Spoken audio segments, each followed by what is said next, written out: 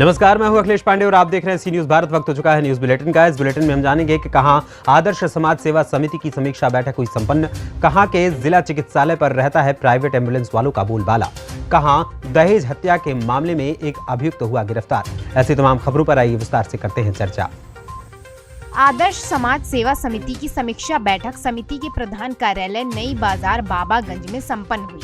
बैठक अध्यक्ष प्रतिनिधि संतोष मिश्रा के नेतृत्व में ये बैठक संपन्न हुई। रणदीप सिंह, बद्री सिंह, सरोज मिश्रा, प्रमोद पाठक, बनारस गिरी, जगराम वर्मा, मोहम्मद अकील, धीरेन्द्र शर्मा, विनोद गिरी, रमदीन, गौतम, सहजाद तथा अन्य दर्जन भर पदाधिकारी व सदस्यों की उपस्थिति में समिति के कार्यों को आगे बढ़ाने, समाज सेवा के कार्यों, शिक्षा, स्वास्थ्य एवं समाज को जागरूक करने व उनके विकास, उत्थान आदि के कई महत्वपूर्ण बिंदुओं पर विचार विमर्श कर एक रूपरेखा बनाई गई। समिति की बैठक में समिति के उपस्थित सदस्यों ने अपने अपने विचारों से समिति को अवगत कराया और आगे की रूपरेखा के संबंध में चर्चा हुई।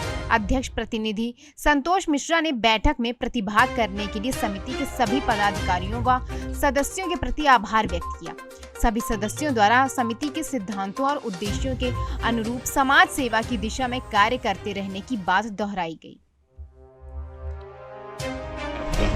हमारा नाम संतोष मिश्रा है। जैसा कि आदर्श समाज सेवा समिति की एक बैठक का आयोजन की गई है, किस चीज़ को लेकर की गई है? ये हमारी आदर्श समाज सेवा समिति एक समाजसेवी संस्था है और जैसा कि आगामी 13 जून को हमारी आदर्श समाज सेवा समिति का रिन्यूअल होना है, स्थापना दिवस है, तो उस स्थापना दिवस कार्यक्रम को किस भव्यता के साथ हम लोग मनाएं, उस पर यह विचार विमर्श करने के लिए बैठक बुलाई गई है।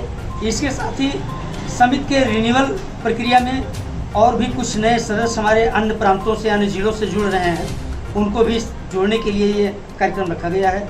सभी को एक नई जिम्मेदारियां दी गई हैं और समाज सेवा के क्षेत्र में कार्य करने के लिए सभी को आवश्यक दिशा निर्देश देने का कार्य इस बैठक में। बहराइच से सी न्यूज संवाददाता संतोष मिश्रा की रिपोर्ट।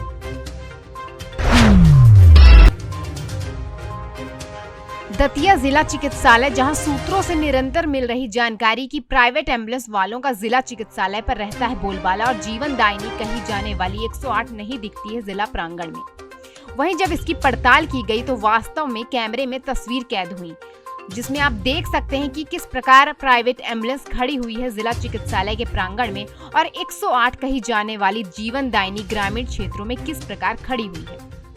वहीं सूत्रों की माने तो एम्बुलेंस के माध्यम से मरीजों को रेफर करने के बहाने मोटी रकम का ये गोरख धंधा चल रहा है। इस गोरख धंधे में एम्बुलेंस वाले मरीजों को शासकीय हॉस्पिटल न ले जाने के बजाय प्राइवेट हॉस्पिटल में ले जाते हैं, जहां उन्हें मोटा मुनाफा मिलता है। जबकि कुछ दिन पूर्व ही दतिया कलेक्टर एवं मध्य प्रदेश की गृह मंत्री डॉक्टर नरोत्तम मिश्रा ने जिला चिकित्सालय को 108 एम्बुलेंस प्रदान कर समस्या का निवारण किया था। वहीं सवाल ये खड़ा होता है कि मुख्य चिकित्सा अधिकारी एवं जिला चिकित्सालय सिविल सर्जन की तो उन्हें ये मामला क्यों नहीं दिखाई दे रहा है। वहीं बार बार अवगत कराने के बावजूद भी इस समस्या का निदान नहीं हो रहा है कि आखिर किसके संरक्षण में ये गोरख धंधा चल रहा है, जिसकी कीमत मरीजों को चुकानी पड़ती है। दतिया से सी न्यूज संवाददाता नितिन दातरे की रिपोर्ट। गोरखपुर जिला अस्पताल का एक्सरे विभाग एक टेक्नीशियन के सहारे चल रहा है, जिसका नतीजा मरीजों को उठाना पड़ रहा है। जिला अस्पताल में इस तरह अन्य विभाग का भी हाल है। हताश परेशान लोग जिला अस्पताल तो इलाज के लिए आते हैं, लेकिन उन्हें बेहतर इलाज के नाम पर लंबी लाइन, भीड़ और अन्य दिक्कतों का सामना कर इलाज मिलता है। आपको बताते चले कि जिला सदर अस्पताल का हाल ये है कि पर्ची सुबह जमा करने के बावजूद भी किसी भी पीड़ित का एक्सरे नहीं हो पा रहा है। रिपोर्ट के लिए उन्हें कई बार चक्कर लगाने पड़ते हैं। मतलब साफ है कि लोगों की जिंदगी के साथ खिलवाड़ करने में कर्मचारी कोई कसर नहीं छोड़ रहे हैं। सरकार कितनी भी सुविधा उपलब्ध क्यों न करा दे, लेकिन कर्मचारियों के लापरवाह कार्यशैली के कारण मरीजों को समय पर इलाज नहीं मिल पा रहा है।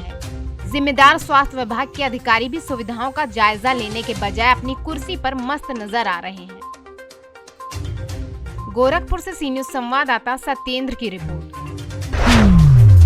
पुलिस अधीक्षक हाथरस श्री विकास कुमार वैद्य के अनुसार फरार वंचित अभियुक्तों की गिरफ्तारी हेतु चलाए जा रहे अभियान के क्रम में अपर पुलिस अधीक्षक हाथरस के निर्देशन एवं क्षेत्राधिकारी सादाबाद के निकट पर्यवेक्षण में थाना मुरसान पुलिस द्वारा दहेज हत्या के मुकदमे में वंचित एक अभियुक्त को गिरफ्तार करने में महत्वपूर्ण सफलता प्राप्त की है। गिरफ्तारी के संबंध में थाना मुरसान पर आवश्यक वैधानिक कार्यवाही की जा रही है। हाथरस से सी न्यूज संवाददाता आनंद सिसोदिया की रिपोर्ट। बीते कुछ दिनों पहले बिहार के बेगूसराय में एक निजी चैनल के पत्रकार की गोली मारकर हत्या कर दी गई थी, जिसके विरोध में आज देवरिया जनपद में पत्रकार एकता समन्वय समिति के बैनर तले जिलाधिकारी को संबोधित ज्ञापन सौंपा है।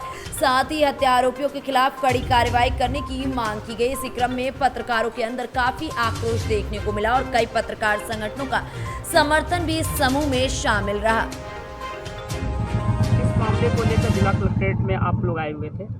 अभी बेगूसराय में हाल ही में एक यूट्यूब के पत्रकार की गोली मारकर हत्या कर दी गई। आए दिन पत्रकारों के साथ उत्पीड़न हो रहा है, पत्रकारों को फर्जी मुकदमे में फंसाया जा रहा है। अगर सच्चाई दिखाने की पत्रकार कोशिश करता है तो उसकी आवाज़ को दबाने के लिए फर्जी मुकदमे लाद करके जेल में डालने का कार्य किया जाता है। अभी ताज़ा मामला बलिया में हुआ था, जहाँ पेपर लीक कांड में अमर उजाला के पत्रकार को जेल में भेज दिया गया था। और जब पूरे प्रदेश और पूरे देश भर से ज्ञापन गया तो गृह मंत्रालय से लेकर भारत सरकार ने संज्ञान लेते हुए फर्जी मुकदमों को वापस लिया और पूरे पत्रकारों की रिहाई हुई। अभी हाल ही में इसके पहले ही बलिया में एक पत्रकार की गोली मारकर हत्या भी कर दी गई थी। अभी प्रयागराज में एबीपी के पत्रकार की हत्या रात में ट्रक से कुचल के कर दी गई। उसके बाद से गृह मंत्री के बेटे के द्वारा एबीपी के ही पत्रकार को अभद्रता के साथ केंद्रीय गृह राज्य मंत्री अजय मिश्रा ने पत्रकार के साथ अभद्रता की। इस पर सरकार को संज्ञान लेना चाहिए और पत्रकारों के हित के लिए एक नया नियम या कानून लागू करना चाहिए। अभी बजट सत्र लागू किया गया है, बजट में तमाम योजनाएं लागू की गई हैं, लेकिन पत्रकारों के हित के लिए कोई भी बजट में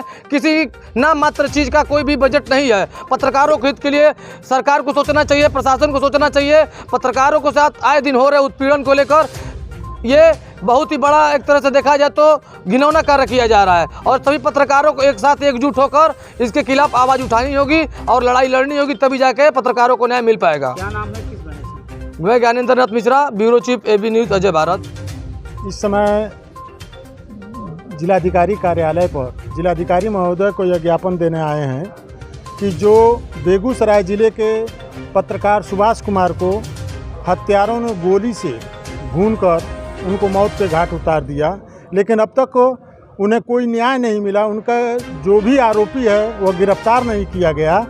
तो मैं माननीय राज्यपाल महोदय बिहार सरकार से मांग करता हूं कि उस पीड़ित पत्रकार के परिजनों को कम से कम 50 लाख रुपए का अनुदान तथा उनके परिवार में किसी एक व्यक्ति को सरकारी नौकरी देने की मांग करते हैं। मैं पत्रकार एकता समन्वय समिति का जिलाध्यक्ष कमल पटेल बोल रहा हूँ। अगर ये आपकी मांगे पूरी नहीं होती है तो आगे आप किस तरह का आंदोलन करेंगे? अगर हमारी मांग पूरा नहीं होता है तो हमारा संगठन बेगूसराय पहुँचेगा और वहाँ भी धरना प्रदर्शन करेगा और पत्रकार को न्याय दिलवाएगा। देवरिया से सी न्यूज संवाददाता ज्ञानेंद्र नाथ की रिपोर्ट। गोरखपुर जनपद के बेलघाट विकासखंड ब्लॉक अंतर्गत एक छोटे से गांव मकराहा में न्यूज रिपोर्टर व समाज सेवियों के द्वारा सिलाई केंद्र का भव्य उद्घाटन किया गया। समाज सेवी गुलाब सिंह ने कहा, जन सहयोग के माध्यम से खोला गया है सिलाई केंद्र। माताओं बहनों के लिए खोला गया ये सिलाई केंद्र, जहां पर ये लोग आत्मनिर्भर बन सकेंगे। गांव के ग्राम प्रधान सुरेंद्र व गांव के क्षेत्रवासियों का कहना है कि ये बड़ा ही अच्छा कार्य और सबके सहयोग से इसे खोला गया है। गोरखपुर से सी न्यूज संवाददाता अनूप कुमार सिंह की रिपोर्ट। कानपुर में नहीं थम रहा एक्सीडेंट का सिलसिला। थाना कोहना के अंतर्गत गंगा बैराज के पास चल रहे खनन के डंपर से स्कूटी और ट्रक में हुआ भीषण एक्सीडेंट। स्कूटी पर सवार 2 युवतियों में से एक युवती की हुई मौके पर दर्दनाक मौत, एक को आई गंभीर चोट। बिना पंचनामा के ही युवती के शव को उठाया गया। वहीं एक्सीडेंट करने वाले डंपर और ड्राइवर को पुलिस हिरासत में ले ली है। आज दिन में थाना कोहना क्षेत्र में गंगा बैराज पे 2 बच्चियां स्कूटी से उन्नाव की तरफ से आ रही थी। उनके पीछे से अचानक एक डंपर निकला और बच्चियां चूँकि स्कूटी से जा रही थी वो उसकी चपेट में आ गया। मौके पे दोनों बच्चियां गिर गईं। गिरने के बाद एक बच्ची के सिर में काफ़ी चोट लगा और दूसरे के हाथ में। बच्चियां जिसके सर में काफ़ी चोट लगा था अस्पताल ले जाते समय उसकी मृत्यु हो गई। और जो घायल है उसकी हॉस्पिटल में एडमिट करा करके उपचार कराया जा रहा है। डंपर और जो डंपर का ड्राइवर था मौके पर पकड़ लिया गया, उनके विरुद्ध वैधानिक। कानपुर से सी न्यूज संवाददाता आयुष मिश्रा की रिपोर्ट। मधुबन के आईटी भवन के सभागार में शनिवार को प्रखंड स्तरीय खरीफ महाअभियान प्रशिक्षण कार्यक्रम का आयोजन किया गया। कार्यक्रम का उद्घाटन प्रखंड प्रमुख महेश पासवान, उप प्रमुख गजेंद्र सिंह, सहायक निदेशक पौधा संरक्षण पदाधिकारी समेत तमाम लोग मौजूद रहे और दीप प्रज्वलित करके कार्यक्रम का शुभारंभ किया गया। किसानों को संबोधित करते हुए कृषि समन्वयक राजेश रंजन ने खरीफ वर्ष 2022 में संचालित योजनाओं के बारे में विधिवत जानकारी दी। कृषि समन्वयक राजीव रंजन के द्वारा खरीफ फसल हेतु खेतों की तैयारी एवं उर्वरक प्रबंधन के बारे में विस्तारित जानकारी दी गई। मोतिहारी से सी न्यूज संवाददाता राकेश कुमार पांडे की रिपोर्ट। आदर्श नगर विधानसभा के विधायक रफीक खान द्वारा आज आदर्श नगर विधानसभा क्षेत्र में रोटरी सर्कल से टीला नंबर 5 जवाहर नगर कच्ची बस्ती तक और ट्रांसपोर्ट नगर से रोटरी सर्कल तक और ट्रांसपोर्ट नगर जैन मंदिर मार्ग से सैटेलाइट हॉस्पिटल होते हुए भारत माता मंदिर होकर श्री सत्य साई कॉलेज तक और सांगानेरी गेट से घाट होते हुए ट्रांसपोर्ट नगर चौराहे तक रोड का निर्माण कार्य का शिलान्यास किया। साथ ही घाट गेट से रामगंज चौपड़ होते हुए सूरजपोल होकर दिल्ली रोड तक भी सड़क का निर्माण कार्य आरंभ किया। जयपुर से सीनू संवाददाता सुनील शर्मा की रिपोर्ट। नशा करने वालों को नशा मुक्ति केंद्र भेजा जाएगा और नशे के कारोबारियों पर कड़ी कार्रवाई की जाएगी। ये बातें आज एसपी अभिषेक तिवारी ने कही है। एसपी अभिषेक तिवारी ने नशे के कारोबारियों पर कार्रवाई की बात कहते हुए कहा कि नशा करने वालों के परिवार से भी अपील है कि वो इसकी सूचना पुलिस को दें ताकि नशा करने वालों को नशा मुक्ति केंद्र भेजकर उनका जीवन बचाया जा सके। आपको बता दें कि रतलाम जिला नशे के कारोबार का अड्डा बन चुका है। यहाँ भारी मात्रा में स्मैक, चरस और गांजा आसानी से उपलब्ध हो रहा है और इसी के चलते कई युवा पीढ़ी इसकी जद में आकर नशे का शिकार हो रही है। रतलाम पुलिस को एक विशेष अभियान चलाकर उन नशेड़ी को चिन्हित कर उन्हें नशा मुक्ति केंद्र भेजना चाहिए और नशे का कारोबार करने वालों के कारोबार को ध्वस्त करना चाहिए ताकि रतलाम को नशे के कारोबार का बड़ा अड्डा बनने से बचाया जा सके।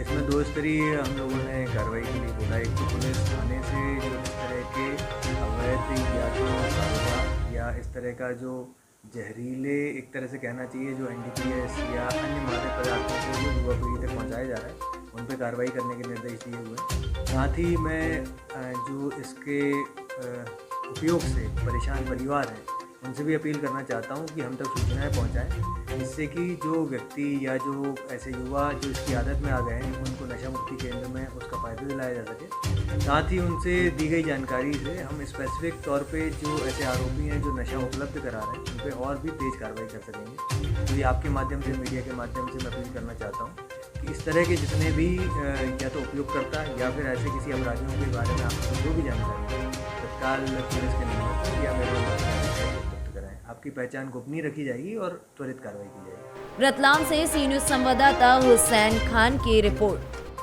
फिलहाल के लिए इस बुलेटिन में इतना ही। देश दुनिया की तमाम खबरों के लिए देखते रहें सी न्यूज़ भारत। हर खबर आपके साथ, आपके हाथ।